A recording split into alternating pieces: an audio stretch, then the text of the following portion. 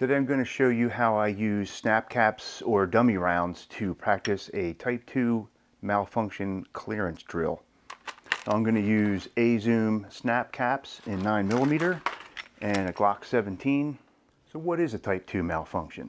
A Type 2 malfunction is also called a failure to eject, sometimes referred to as a stovepipe. You're out on the range, you're shooting, and suddenly you get a dead trigger. You press the trigger and nothing at all happens. And you go to take a look at the gun and you see something like that. And that is why it's called a stovepipe, because a lot of times the brass will be stuck facing up, although it could also be like that. It could also be something like that. Basically, the brass failed to be completely ejected from the gun during the cycling of the slide, and now your gun is malfunctioning because of that. This can be caused by a dirty gun, a damaged rim on the brass, maybe a damaged ejector. For some reason, the gun did not properly and completely get the brass out of the way. So when you come across a Type 2 malfunction, as I mentioned, when you go to shoot, the trigger is dead. The trigger does not move. And on a Glock, the trigger is going to be all the way back like that, and nothing's going to happen. However, when you get a dead trigger when you're shooting, there are several possible reasons for that. It could be a Type 2 malfunction. It could be a Type 3 malfunction. It could be that you're just out of ammo. The steps to clearing the Type 2 are as follows. You go to press the trigger, you get a dead trigger. Finger straight.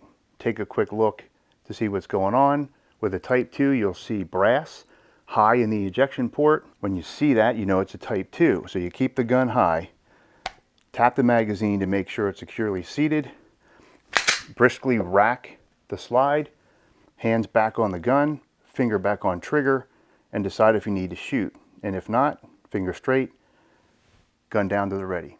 To break down the Type 2 malfunction clearance drill, press the trigger. Trigger is dead. Nothing happens. You're not quite sure why. Finger straight. Take a quick look into the ejection port. You see that there's brass high and the slide is not closed. Tap the bottom of the magazine to make sure it's fully seated to guarantee that the next round is going to be fed properly into the gun.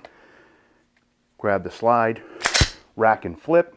It'll eject the brass, get it out of the gun, and it will load a new round into the chamber. Hands back on the gun, finger back on trigger, and decide if you need to shoot again. If not, finger straight, gun down to the ready. So to practice the Type 2, we need to set up a Type 2 malfunction. Before you start any manipulation drills in your home, be sure you're starting with a completely unloaded weapon, unloaded magazine, and make sure all the dummy rounds and snap caps you're going to be using are actually dummy rounds or snap caps and not live ammunition. And make sure there is no live ammunition anywhere in the area where you're going to be doing this. And lastly, I want to make sure that if I'm going to be pointing my gun anywhere, I'm pointing it at a wall that will absolutely stop a bullet, such as a concrete, stone, or brick wall. Most interior walls and most exterior walls in most homes will not stop a bullet. You and you alone are responsible for every bullet that leaves your gun. If you get distracted at any point by a phone call, a text, your kids, you need to stop what you're doing and start over, unload the gun, unload the magazines, check all your rounds to make sure they're dummy rounds or snap caps, and make sure there's no ammo in the area before you start again. You get a magazine with nothing but dummy rounds in it. You take one dummy round, lock the slide to the rear with no magazine inserted, hold the gun sideways like this, place a round on the ledge of the ejection port, and gently pull the slide back to release the slide stop and allow it to go forward and get stuck on the dummy round like so. Insert a magazine with dummy rounds in it. With a Glock, you'll need to trip the trigger, and that just means press the trigger back, because when it really happens with real ammo, that's where your trigger is going to end up. And then to practice, simply point the gun in a safe direction, go to press the trigger, you get a dead trigger. Finger straight.